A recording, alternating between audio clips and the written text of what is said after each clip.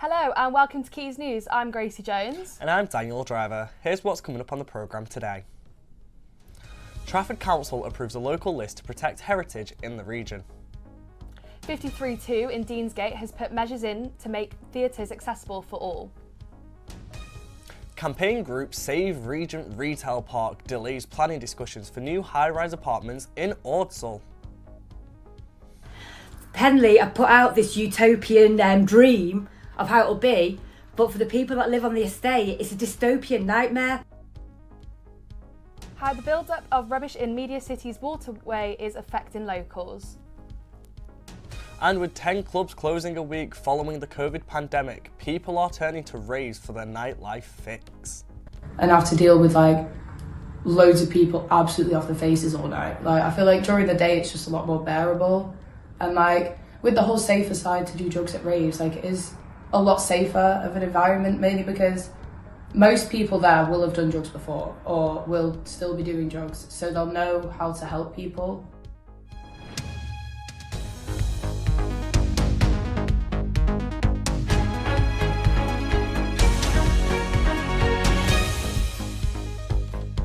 First, our top story today, the latest on the remains Baby A, an infant found dead and abandoned in Salford last week.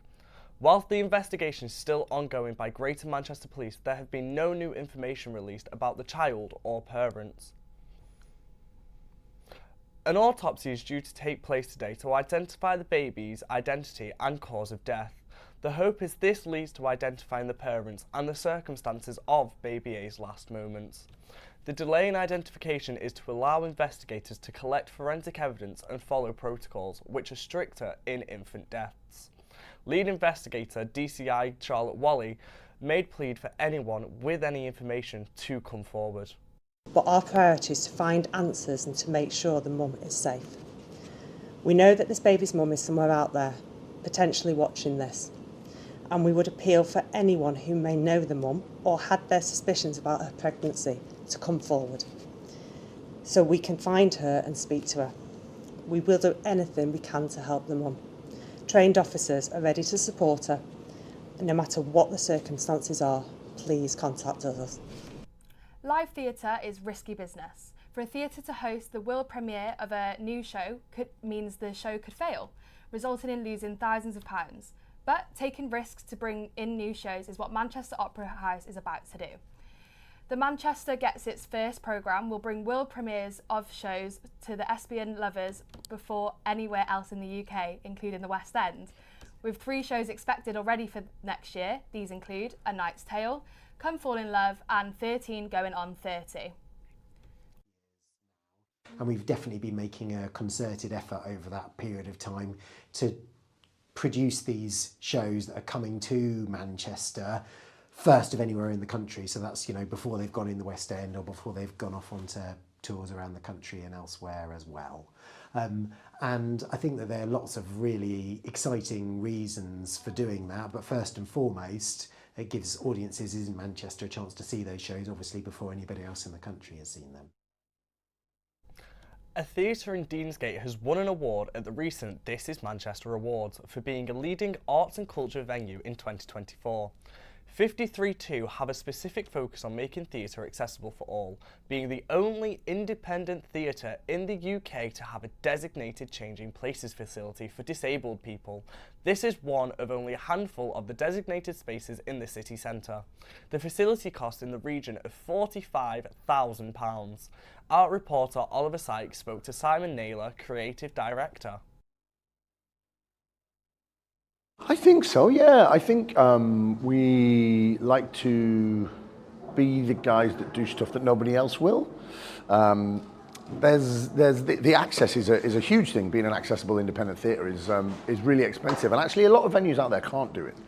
They're above pubs or they're under pubs, and actually those pubs are listed buildings, and so it's not about them choosing not to do it. Sometimes they can't. We're in a really fortunate position where we're able to provide that access and physical access. I think the things we do that are more different are constantly providing BSL interpreted shows, unwaged or pay what you can tickets, keeping ticket prices low, providing free tickets for community groups and colleges and things like that, so that theatre becomes a kind of civic activity as opposed to it being just about an entertainment centre. The UK could have no clubs in 2030. I mean, can you imagine? Because more than a third have closed following the COVID pandemic in 2020. An average of 10 close a week, yet arguments around drug culture, women's safety and community have led young people to shun nightclubs altogether. Our reporter, Lily, went to explore what the future of the UK nightlife could look like. Quiet outside the doors, no music, no laughter, no dancing. This is the reality faced by many nightclubs across the country. In fact, with 10 clubs closing down a week, the UK could see the end of clubbing before 2030. In the last year, Manchester has lost some of its iconic clubs. However, the situation's a dire one for nightclubs. Raves seem to be doing better than ever. When the end of clubbing seems imminent, why is it that people are being drawn to the fast-paced environment and electronic beats that raves offer? Well, with the clubbing, it's always like everyone's there to either get with people or just like, there's just a load of like people that you don't really want to be around there. And I feel like unless you're with the right people, it's just always a really bad night. Whereas with raves, everyone's just there for the love of the music, to have fun, like, everyone just wants to dance. Chloe Eaton from Poynton goes to day raves regularly. She has worked with drum and bass companies online to promote raving, as well as promoting a new craze, day raving. I love a day rave, only because I don't like getting home late. Like, it's fun at the same time, like, staying out all night, whatever, like, everyone's doing the same thing. But at the same time, like, if I can go to a rave at 12 and then be in bed at 11 and then can just go about my next day as normal, like, I won't even feel rough because I'll still have, like, 9 hours sleep, even no matter how much I, like, drink the day before. So, like, it just really helps and it's fun, and I can still go to the rave and have an experience without losing out on 2 days of my life. Kobe Thompson is a DJ who has worked in clubs and raves. With clubbing, like, you're a resident DJ, you get booked for the whole night there, you're the only DJ that plays, and it is you continuously, whereas with raving, like, you'll have a time slot, then the DJ after you'll have a time slot, and it breaks it up a lot more. Like, you don't get the tiredness of thinking, well, I've got to do this, I've got to do that, I've got to do that, and like, it gets very repetitive. I find out when you're a club DJ, you can only play track to track to track, and as much as it is like still enjoyable, like, I personally believe that if I'm a DJ, I should be mixing my songs. Also, many think that it is a safer environment to drink and take drugs in raves because there is mandatory drug testing to make sure that what you're taking is clean. I've personally experienced, like, when you go to a club, when you get too drunk, like, there is no form of medical, there is no form of anyone that is there to actually help you. You have security that is there that will kick you out, and obviously they'll make sure you're okay to an extent, but it's not their job role to look after you. Whereas if you go to certain raves and stuff, and they know that obviously some substances do get taken or people do drink, and that's why they become more well equipped with it. Like, you have the medical, they have all the first aiders, and they actually make sure that you're okay before you're allowed to leave. Whilst we see more people gravitate towards the fast-paced environment of a rave, we may see more of our iconic clubs closing their doors. Lily Holt, Quays News. Thanks for that, Lily. Well, next, campaign group Save Regent Retail Park, which has over 500 residents involved, have submitted a 32-page document to delay the planning discussions of new high-rise apartments in Ordsall. Founder of the group, Nick Leonard, says she is working tirelessly to prevent the retail park from being demolished as a major investment company attempts to take over their ward. She also says that the retail park is a communal area for the elderly and people rely on it for jobs and affordable shopping. Anger continues, but discussions have now been delayed until February 2025. Our main concern is we lose the retail park, eventually we'll lose the estate. Mm-hmm. It's become like an unstoppable march from Manchester city centre outwards.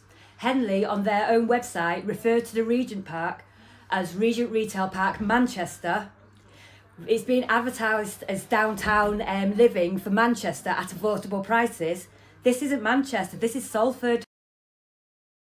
Footballs and all kinds of rubbish have built up at the North Bay here in Salford Quays over the past few days. It's been described as an eyesore by many of the locals as the already known issue in the quays continues to get worse along with the effects of Storm Bert. The debris in the water here where it gets filtered has been an ongoing problem, and this has only worsened as the storm makes its way through Greater Manchester. Storm Bert saw water levels rise along with the River Irwell, with multiple pathways and flooding over the weekend. Media City resident Sadie Mullane Home tells us what it's like living in the quays with these conditions. Well, it's such a shame because Media City does have so much to offer, but I personally don't think that I would come to the bars here with my family. Like, I came with my mum the other day, and like, we just didn't really want to sit in Media City because it just felt all a bit gross, and you can see in the water, and it wasn't very nice. So I think it does definitely steer people away from Media City. Considering that Manchester's so close by, you might as well go to Manchester where it's actually, you can't see all of this rubbish, and you might as well come. I wouldn't want to come to Media City. Tuesday was World Sustainable Transport Day. Public transport is often a great way to travel as it's more sustainable, emitting less greenhouse gases. It has the objectives of universal access, enhanced safety and reduced environmental and climate impact. Living car-free can reduce your annual carbon footprint from 5.9 tonnes to 3.6 tonnes. The Greater Manchester Bee Network, established in 2018, support long-term sustainable economic growth and transport that is accessible for all. By 2040, they hope for 50% of all travel in Greater Manchester to be made by walking, cycling or public transport, delivering a healthier, greener and more productive city region. Our reporter, Harley, spoke to a couple people to find out how they feel about commuting by tram in Manchester. Yeah, every day. Well, it's faster. It's more convenient. I work at Marks and Spencer's, so it's more convenient to get to work. Drops me outside and drops me outside home. Just things like this when they can't get through, or they do maintenance on the track, and I can't get to work. So yeah, but it's not very often. I think it's fantastic. I've always been a fan of trams. I have no experience of driving around Manchester, but I would have thought it would be much easier because you can just relax. As part of their commitment to supporting men's mental health, Utter Radio is hosting a 12-hour marathon to raise awareness of the vital charity club, Andy Mann's Club. The marathon aims to not only raise funds but also provides a platform for crucial conversations about mental health and support networks. Today is charity-based. We're here in support of Andy's Men Club. Andy's Man Club, which is a charity for men's mental health awareness. So men who are suffering, who don't have to suffer in silence, they have people to talk to. It's really important, and there's a lot of fun and games today. It's a real fun day, but it's always good to remember that there's an important reason behind it.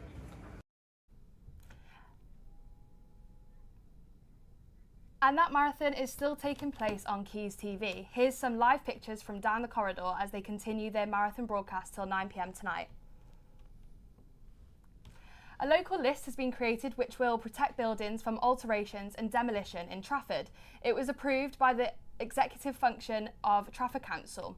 A list includes the prisoner of war camp, the building of the believed to be the first ever ice cream cone factory, and other notable places. Our reporter, Oliver Sykes, has more.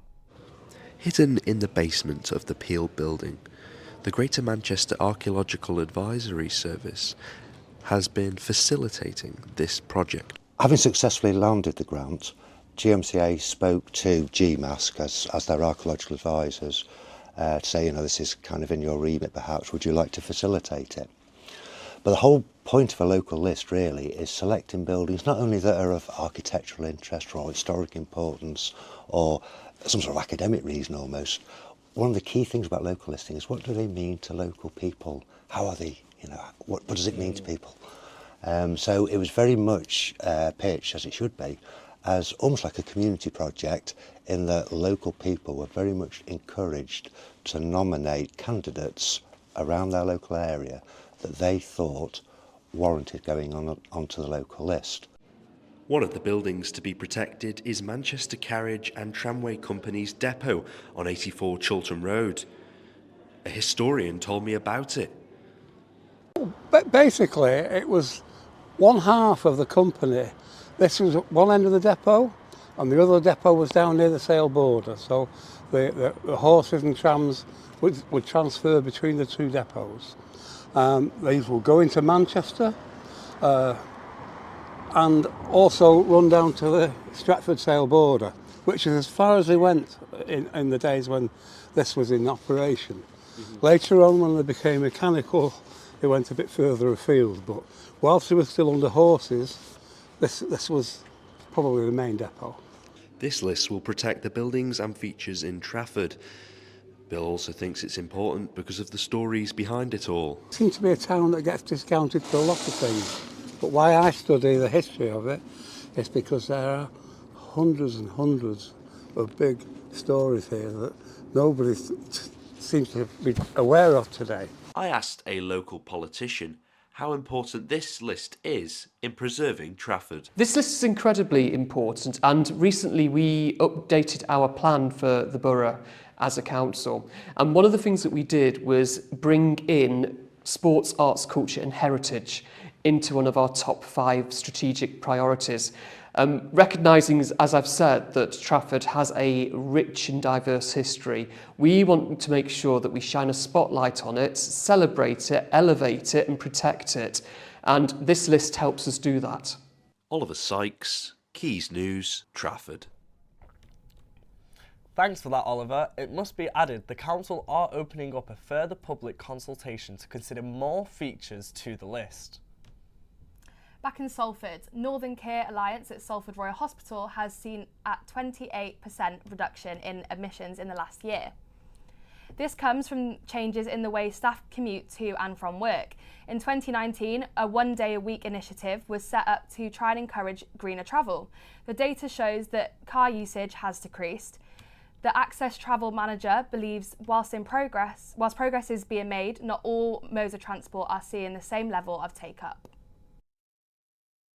There's still work that's to do, but our key issue is that at the moment our cycle numbers, we've got a number of great cyclists who love to cycle.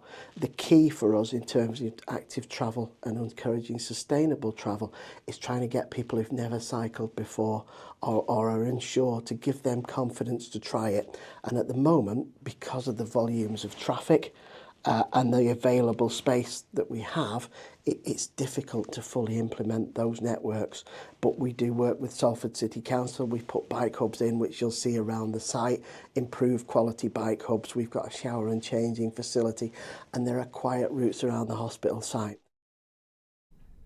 Last night in the 3-3 draw between Manchester City and Feyenoord, Manchester City manager Pep Guardiola was asked by a journalist about the marks on his head and nose during the post-match interview, in which Pep responded it was caused by his fingernail, before leaving from his seat saying, "I want to harm myself." People on social media have shared different takes on this. Our expert Ben Pearson joins us in the studio now. So Ben, what has happened here? Well, what's happened here is Manchester City are continuing their run of losing games. Their recent form has seen them lose 5 matches in the row. Now, although last night wasn't a loss, it was 3-0 up to 3-3 in the last 15 minutes of the match, which left many fans, including Pep Guardiola, the manager, very, very disappointed. The marks on his head look pretty bad. How have people on social media been reacting to all of this, Ben? Well, people on social media have mostly been very, very sympathetic for Pep because, you know, it does look quite bad. Proper Chell said on X that it's a sign of discomfort and unable to handle his present state of mind.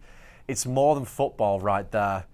Whilst other people are maybe thinking it could be a stunt, it could be a publicity stunt, it might be Pep just trying to get sympathy for some bad results. Nat said on X, a pathetic publicity stunt by Pep. So the gullible fans and media say, oh, poor Pep, he is so worried because he cares so much, he has so much passion, yada, yada, yada, all calculated for sympathy. It's interesting to see how different people have reacted. I'm not sure what you guys think. I guess it's a pretty hard-hitting question to be asked at a football press conference. Well, thank you, Ben. And that's all we have time for today. Follow us on our socials at Quays News for more. And remember, you can watch the Utter Radio live now on Quays TV. But for now, goodbye. Goodbye.